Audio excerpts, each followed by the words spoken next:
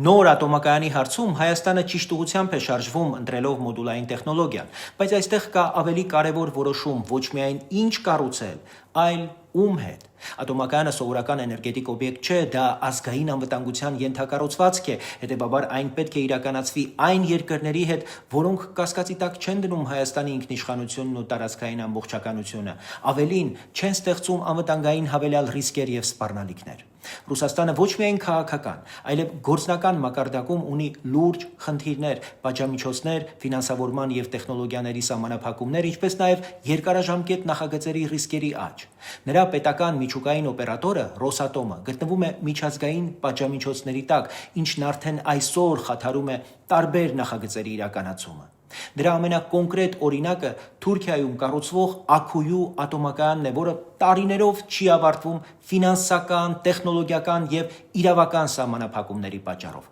Սա ապացույց է, որ պատժամիջոցների տակ գտնվող գործընկերը բարձր ռիսկ է երկարաժամկետ ռազմավարական նախագծերի համար։ Մինչդեռ մոդուլային ատոմակայանների զարգացումն այսօր կենտրոնացած է Միացյալ Նահանգներում, Ֆրանսիայում, Հարավային Կորեայում եւ այլ երկրներում, որտեղ կա տեխնոլոգիական հասունություն, վերահսկելի ֆինանսավորում եւ քաղաքական կանխատեսելիություն։ Եթե Հայաստանը կառուցի ատոմակայանը հենց այս երկրների շրջանակում, այն կարող է դառնալ ոչ միայն ներքին կայունության աղբյուր, այլև տարածաշրջանային էներգետիկ սինխրոնացման գործիք, էլեկտրաէներգիա մատակարարելով